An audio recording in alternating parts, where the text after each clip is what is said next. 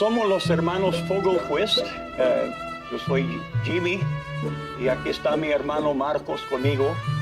Entonces, Marcos, ¿cómo comenzó tu carrera? Nuestro padre fue profesor de español en la Universidad de California en Los Ángeles. Cuando, yo tenía 13 años, tú como 9 o 10, no, 10 yo creo. Nos llevó a pasar un verano en Guadalajara. Él dio un curso en la Universidad de Guadalajara. Había una escuela de verano, principalmente para maestros de español de las escuelas secundarias y preparatorias de Estados Unidos. Entonces, el primer día de la escuela de verano tuvieron una fiesta y llegó un mariachi, el mariachi Tequila Sausa, y para amenizar la fiesta. Yo había empezado a estudiar el violín en el 4º grado en las escuelas públicas de Los Ángeles y me gustaba la música. Pero cuando oí un mariachi era como un rayo me pegó. No sé, el sonido del grupo, la combinación de los instrumentos, la bravura, la energía, las voces, el estilo de canto. Y no hablaba español, simplemente el sonido y la energía, la alegría del mariachi me fascinó. Entonces regresamos a Los Ángeles, terminé el high school, preparatoria, y entré a la escuela de música de la Universidad de California, donde enseñaba nuestro padre. Y descubrí que tenían una clase de mariachi. La clase empezó en 1961. Yo entré a la universidad en el 65. Y en el 66 descubrí que tenían una clase de mariachi y me inscribí. Ya había pasado un año en España y había estudiado español, estaba más preparado para entender la cultura y la clase pues fue lo más bonito de mis años universitarios. ¿Y quiénes integraban el mariachi en esos días? Al principio no había ni un mexicano. Aparte del maestro Jesús Sánchez, que había sido un mariachi de buena calidad, sabía escribir y leer música y había trabajado con grupos destacados en la Ciudad de México en los años 40 y 50. Y él fue el maestro, pero el director, el organizador de la clase fue un señor Jim Ketting, que recibió su doctorado en etnomusicología. Había otro señor que llegó a ser profesor de español de preparatoria, Ed Lindgren. Timoteo Harding era un profesor de historia latinoamericana en otra universidad en Los Ángeles. Y la esposa del señor Harding y David Kilpatrick tocaba guitarrón. Él también recibió su doctorado en etnomusicología. Y después, yo creo que al año, llegó Daniel Sheehy, etnomusicólogo muy destacado. Es el director de las grabaciones folclóricas del Museo Nacional en Washington, D.C. El Smithsonian. El Smithsonian, sí, exactamente. ¿Qué repertorio tocaba el grupo en esos días? ¿Qué tipo de música tocaban? El mariachi cooperaba mucho con el ballet folclórico de la universidad, dirigido por Emilio Pulido, un director muy destacado de Guadalajara. Hacíamos conciertos en conjunto con el ballet folclórico. Teníamos el repertorio de sones y polcas, repertorio folclórico, pero también dentro del mariachi había señores, empezando con el doctor Harding, que tocaban otros estilos de música mexicana, la música huasteca, música jarocha, música norteña. Había 2 o 3 o 4 integrantes del grupo que tocaban varios instrumentos. Inclusive tú aprendiste a tocar la jarana y la huapanguera huasteca. Pues un poquito. ¿Cómo fue evolucionando el grupo y cómo llegaste a la decisión de dedicarte a tocar música de mariachi como oficio y profesión? Bueno, yo seguí estudiando música clásica Y cuando recibí la licenciatura en música, después de 4 años, decidí empezar los estudios para la maestría, pero en musicología, de la música clásica. No estaba muy contento. Un día en el pasillo de la escuela de música, el director del programa de etnomusicología, muy famoso, Dr. Mendel Hood, me dijo, oye, Marcos, ya sabía mi nombre, estás en la escuela de graduados, ¿no? Sí, ¿y cuál es tu especialidad? Pues musicología. Y dice, ¿estás contento? Y le digo, pues no, completamente. Y dice, pues ven a verme. Hice una cita y entré a su oficina y estuve ahí 3 horas. Cuando salí, había cambiado a etnomusicología. El señor que empezó el mariachi Uclatlán, que así se llamaba, el mariachi de la Universidad UCLA, Universidad California, Los Ángeles, y luego como Tecalitlán. El señor que había empezado, Don Borchert, falleció haciendo investigaciones en México y había empezado su tesis para la maestría. Y el doctor Hood me dio una caja de materiales, ¿no? De apuntes y transcripciones y todo. Y dice, ¿por qué no haces tu tesis? ¿Por qué no sigues por el mismo camino? Y te voy a dar la asistencia para dirigir el mariachi. La organización de la clase. El señor Jesús Sánchez seguía como director musical. Ya empecé a estudiar más al fondo la música del mariachi. Iba a buscar mariachis en el área de Los Ángeles. Había buenos grupos. Eso fue en 69 o 70. Y los camperos habían abierto su lugar, su restaurante La Fonda. Y encontré otro lugar en el este de Los Ángeles, en el barrio mexicano, el Carioca.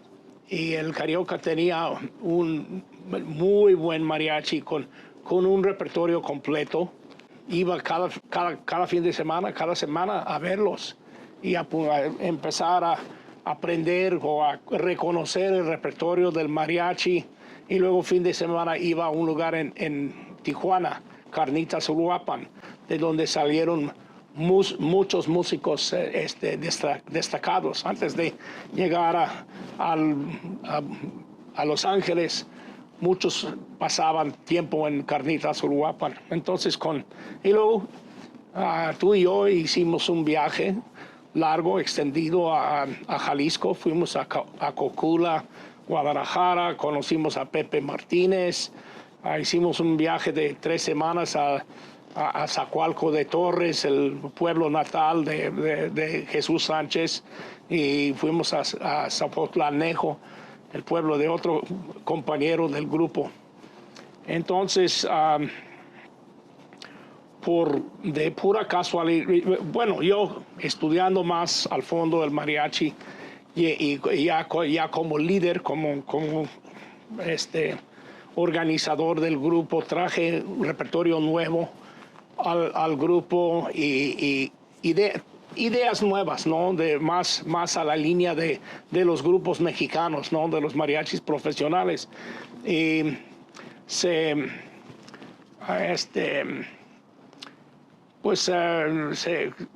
cuajó el grupo. Llegamos a tener un conjunto de integrantes estables, ¿no? Inclusive cuando llegaban las vacaciones de verano, seguíamos estudiando, seguíamos tocando en chambitas, ¿no? Cosas pequeñas. Y en el 73 nos hablaron para tocar en la apertura de un hotel muy grande, el Marriott. Entonces fuimos a dar la audición y nos dieron el trabajo. Y el grupo estaba preparado para la audición, llegaba a tiempo, bien vestido y hablábamos inglés. Yo creo que eso fue un factor, pero bueno, tocamos por un mes todos los días en el hotel, 4 horas, de 10 a 2, hasta las 2 de la tarde. 10 de la mañana hasta las 2 de la tarde.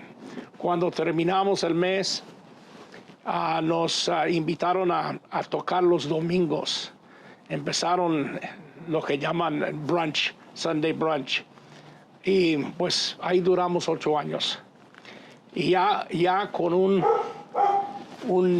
lugar estable, una planta donde la gente podía acudir a escuchar el grupo y a contratarnos, el grupo empezó a subir rápidamente. ¿Y cómo llegaron a formar parte del grupo músicos, elementos mexicanos profesionales? Porque hubo una transición, poco a poco se fueron saliendo los estudiantes y entraron poco a poco elementos profesionales. ¿Quiénes eran? ¿De dónde venían? ¿Y cómo se hizo esa transición? Bueno, ya empezó, ya después de entrar al hotel, el trabajo se fue aumentando y rápidamente. Entonces, algunos de los integrantes originales de la universidad tenían que escoger seguir tocando con el mariachi o seguir con su carrera de arquitectura o de lo que sea, ¿no? Y entonces, pues, una persona que invierte 4 o 6 años estudiando en la universidad para otra cosa, pues no lo va a tirar fácilmente. Entonces salían elementos de los elementos originales, pero no podía meter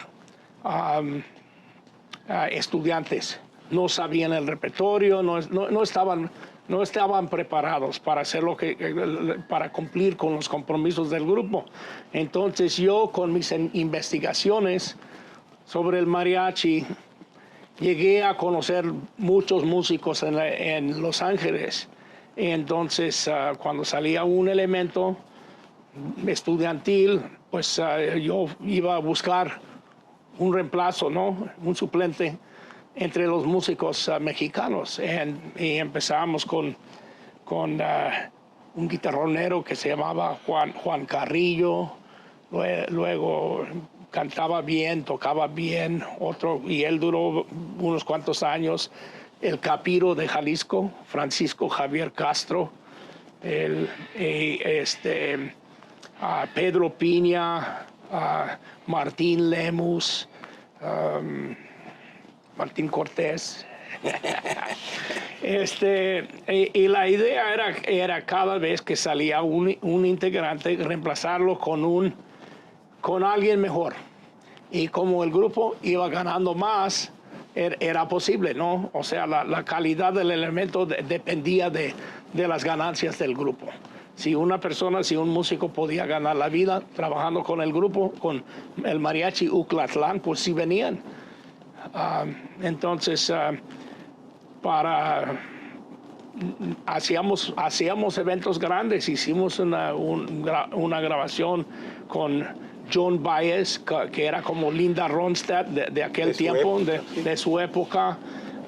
Hicimos dos LPs para una compañía pequeña, un LP de sones desconocidos, otro LP de música más surtida, más variada.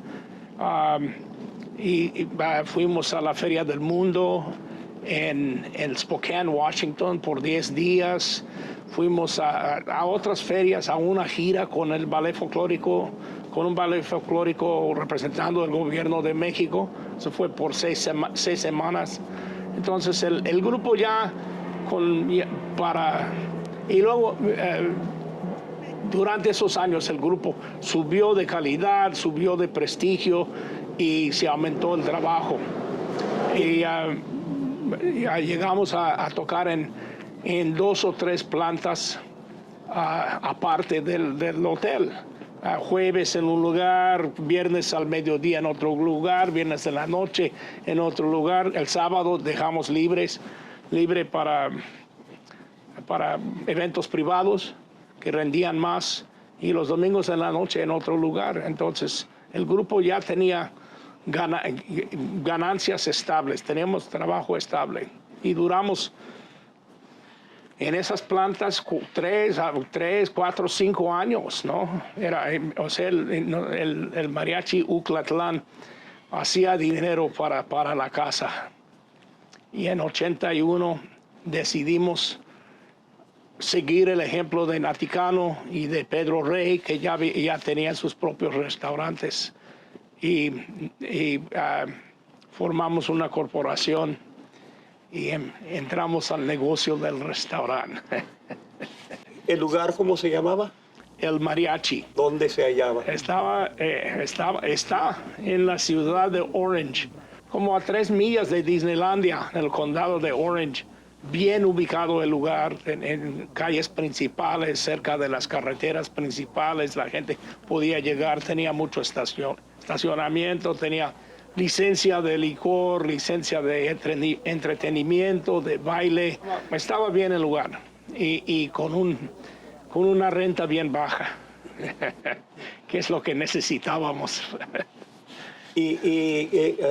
¿Quiénes eran los clientes del lugar? ¿Quiénes seguían al mariachi en esa época? Para 81, cuando abrimos el restaurante, el mariachi, ya habíamos trabajado en esa zona por unos 4 o 5 años y teníamos muchos seguidores. Entonces mandamos una invitación a nuestros amigos. No había internet, no había modos modernos de comunicación, todo era a mano y el lugar se llenó. Bueno, el día que abrimos el restaurante quedaba $80 de la capital que habíamos juntado para empezar el restaurante. Y teníamos que hacer negocio desde el primer momento. No teníamos, nos decían, no, pues tienes que tener 6 meses o un año de dinero, de gastos para los gastos en reserva, pero no teníamos $80 ni para una noche. ¿Cómo era el ambiente que se hacía en el lugar? El ambiente un poquito diferente de la fonda de los camperos o de los galleros, el rey de los galleros en Los Ángeles. Queríamos hacer un lugar un poquito más dirigido a la clientela mexicana, a un ambiente de fiesta mexicana, poquito más. Teníamos un escenario con micrófonos y todo, pero teníamos una pista, la gente si se animaban podían levantarse a bailar. Teníamos noche de aficionados los domingos, entonces llegaban cantantes aficionados, algunos buenos, algunos malos, ¿no? Pero todos divertidos. Llegamos un poquito más a la comunidad y como teníamos repertorio amplio, llegaban clientes cada semana. Teníamos clientes regulares que venían cada semana y eso en los otros lugares casi no se encontraba eso mucho. Sí había más, yo creo que más en el Rey que en la fonda, que donde tocaron un show un poquito más formal. Y sí llegaban algunos paisanos de nosotros, pero mucho México-americano que al final de la década de los 70 habían descubierto su identidad, ¿no? Su cultura. Se armó una buena clientela de México-americanos y luego teníamos muchos mexicanos. Según me acuerdo, llegaban muchos meseros y cantineros de los restaurantes mexicanos del condado, sobre todo el domingo en la noche, ¿verdad? Sí, meseros que sabían cantar y querían entrar al concurso de aficionados. ¿Y quiénes integraban el Mariachi Uclatlán durante el apogeo? Es decir, más o menos entre 1986, 87 y el 93. Bueno, empezamos con un joven Juan Manuel Cortés llegó de la Ciudad de México. Había integrado el Mariachi Oro y Plata y otros grupos destacados, ¿no? Era arreglista preparado, ¿no? Y entonces él primeramente, él fue el primero que entró de México. Luego él tenía contacto con otros músicos de la Ciudad de México, Hipólito Puentes, Francisco Javier Serrano, Pancho el Loco. Llegó Heriberto Molina, Santiago Maldonado, el artista que había trabajado con Juan Gabriel. O sea, llegaron como ya teníamos buenos ingresos. Los muchachos ganaban bien y era un ambiente atractivo con un público que apreciaba el trabajo del grupo. Llegaron buenos integrantes. Y en esa etapa, ¿qué repertorio tocaba el mariachi? Bueno, tocábamos, seguíamos tocando lo tradicional del mariachi, ¿no? Los sones, polcas, pasos dobles, rancheras, boleros, huapangos. Pero Juan Manuel y también Hipólito y Pancho hicieron arreglos originales, popurrís nuevos, números instrumentales originales. Entonces tenemos un repertorio diverso, ¿no? Lo de la moda y lo tradicional y también cosas que la gente no había escuchado. En 1993 saliste del mariachi y iniciaste otra carrera, en realidad, la carrera de la enseñanza, enseñando, bueno, primero educación bilingüe a estudiantes que no hablaban poco inglés, ¿verdad? Mexicanos. ¿Y cómo te metiste a ser profesor o maestro secundario después de haber tocado tantos años? Bueno, tú y yo teníamos ya 12 años en el restaurante, abrimos en 81 y en 93 ya estábamos cansados, ¿no? Era una rutina pesada. Llegábamos entre semana a las 10 de la mañana y estuvimos trabajando todo el día con la administración, promoción del restaurante, la contabilidad, los horarios de los empleados, los problemas de surtir la carne, las tortillas, el licor, la cerveza, todo lo que es un negocio. Y a las 8 los otros integrantes llegaban a tocar, pero nosotros seguíamos tocando con ellos. Nos íbamos a un camerino a cambiarnos, poner el traje de charro y hasta las 12 entre semana y hasta la 1:30 fin de semana. Entonces era una rutina muy pesada y tú y yo decidimos salir, buscar otra cosa. Y tú encontraste un trabajo de profesor en la Universidad de Colorado en Pueblo y a las 2 o 3 semanas me ofrecieron unos administradores de las escuelas de un pueblo en el estado de Washington. Llegaron nomás a cenar, pero el motivo de su viaje a California fue a buscar maestros bilingües. Y en un descanso de la música me puse a platicar con ellos y dicen, somos de Wenatchee, Washington. Oh, yo sé dónde está Wenatchee. Bueno, yo nací en el estado de Washington y nuestros padres se criaron en el estado de Washington. Me decían que estaban llegando muchos mexicanos a las escuelas y no tenían maestros para darles servicio. Y habían llegado a una convención de educadores bilingües en Anaheim, que estaba enseguida de Orange, enseguida del restaurante, y un mesero les había recomendado el mariachi restaurante para comer y gozar de un ambiente mexicano. Y entonces me dijeron que pues que necesitaban maestros bilingües. Aquí estoy. yo quería salir, tú y yo ya estábamos cansadísimos, ¿no? Y llegando a Washington, yo no me contrataron para ser maestro de mariachi o de música. Me contrataron para servir a los recién inmigrados. Casi 95 eran campesinos de Michoacán, los que llegaban al pueblo, no sabían nada de inglés y lectura en español y matemáticas, y todos estaban muy atrasados. Habían ido algunos, unos 2 o 3 años a una escuela rural en México. Entonces, pues esos fueron mis primeros estudiantes.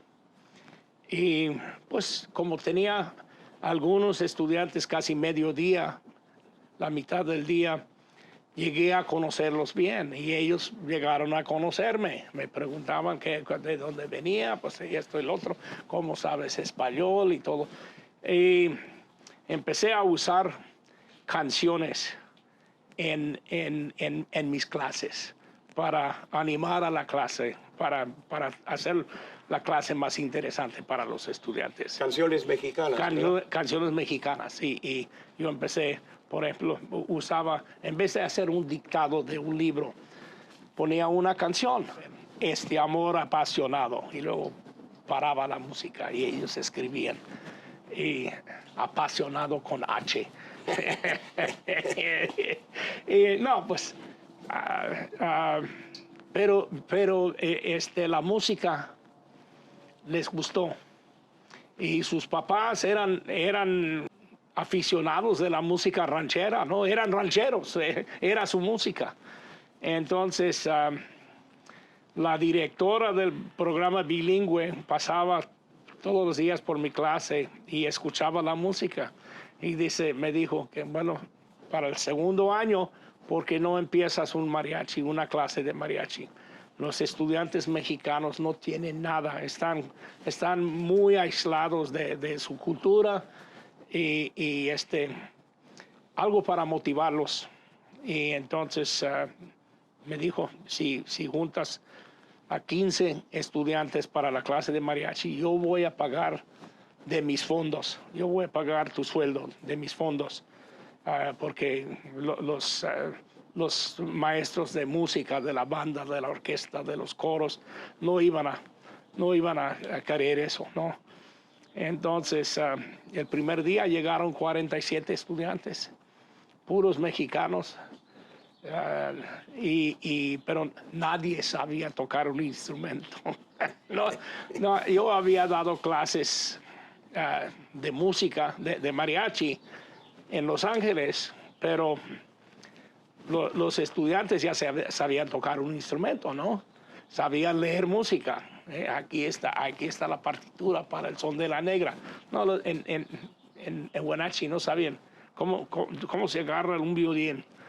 Y era bastante difícil, pero los estudiantes tenían motivación. Yo también estaba motivado. Y después de 2 meses hicimos habíamos aprendido 2 canciones. Y la directora de la escuela nos invitó a tocar en una junta de padres mexicanos. Y casi siempre llegaban unos 12 o 15. Pero la noche de la presentación del mariachi llegaron como 125, 140. Estaba contentísima la directora porque estaba llegando a los padres. Esto fue una conexión con ellos que no habían tenido. Y tocamos 2 canciones y luego se paró el público, ¿no? Eran los padres y tíos de los jóvenes, ¿no? De los estudiantes, de los integrantes del grupo. Otra. Y yo tuve que decir, pues no hay otra. Ese era el repertorio, pero con ese éxito, el grupo se animó más, corrió la voz dentro de la escuela entre los administradores y otros maestros, y empezaron a apoyarnos un poquito más. Y ya para para el final de ese primer año de clases de mariachi, llevé a Heriberto Molina, que había trabajado con nosotros en Mariachi Uclatlán. Y como tuve una conferencia con un solo maestro, Heriberto Molina, pero era el maestro perfecto. Sabía animar a los estudiantes, hablaba con mucho entusiasmo. Y al empezar la semana y como terminamos la semana, el grupo era diferente. Había mejorado bastante en 5 o 6 días, ¿no?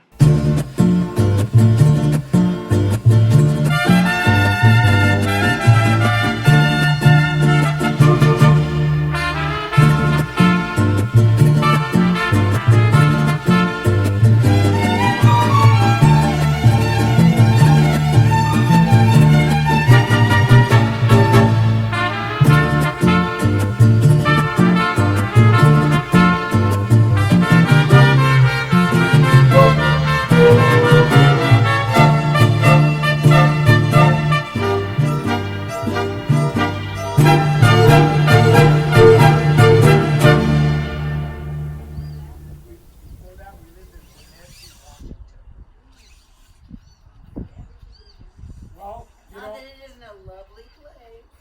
Wenatchee is it's a beautiful place. Wenatchee's beautiful, but